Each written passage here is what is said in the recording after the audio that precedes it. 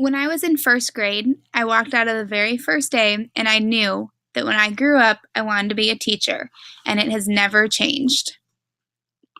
In high school, I still continued to want to be a teacher, but a big part of my high school experience was that I was in our show choir. And my junior year, we traveled to China to participate in an exchange program, and we performed in China right before the Olympics were being held. While in China, I had the wonderful opportunity of visiting the Great Wall, and I will never forget it. After high school, I went to Oregon State and I studied education and human development and family sciences. The cool part about this program is that I had the option to double major with education, and that meant that when I was done at Oregon State, I was a fully credentialed teacher and I was able to return to California and get right into the teaching. Last spring break, my sister was studying abroad in Spain, and I went to visit her. The very first day, we were in Barcelona, and we saw the Sagrada Familia, which is one of the most breathtaking churches I've ever been to. Also in Spain, we visited Parque Güell, which to me looked like a bunch of different gingerbread houses, but again, one of the most gorgeous, breathtaking places I have ever been, and I would love to go back.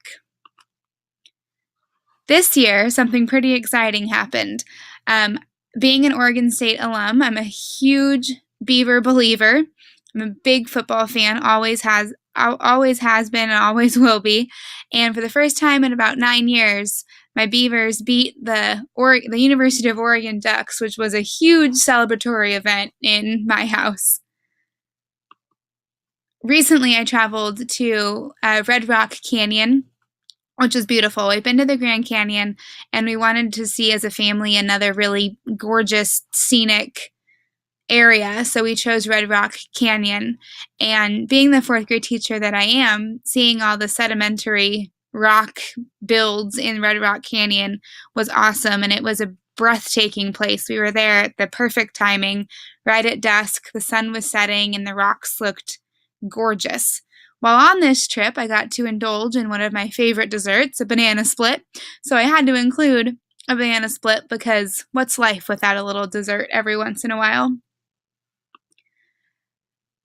Reflecting on my teaching practice, I would say the biggest change in my young career, this is only my third year, has been Google Apps.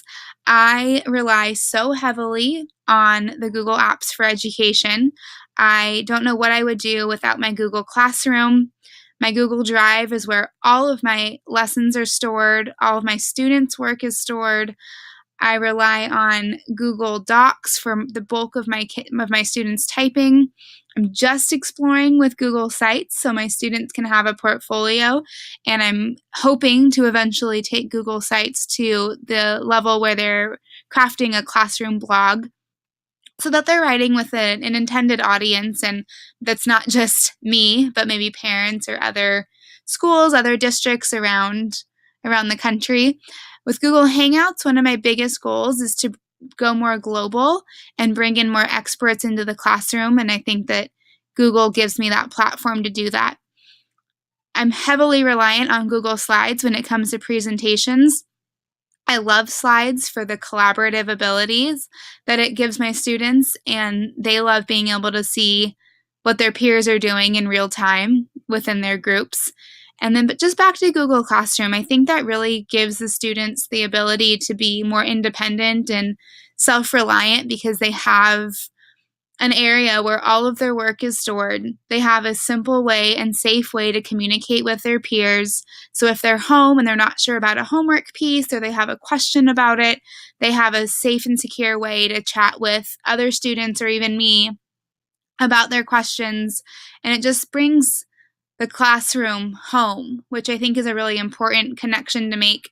I also use Google Classroom as a storage site for tools and resources that make my students more, again, self-reliant. I can upload some videos I've made. I can upload videos other teachers have made, some thought-provoking videos. Any chart we make in my classroom that is a reference chart is then I take a picture of it and it's uploaded to Google Classroom. So I'm just trying to give my students all the tools they could possibly need to be successful at home and also be able to be individually successful and not need to rely on other people, but have that resource. So as a teacher, I would say that technology has played the biggest role in any transformation, but even more specifically, Google really has made teaching fun and just 21st century. And I feel my students are learning a lot of really important skills that will help them for many years to come.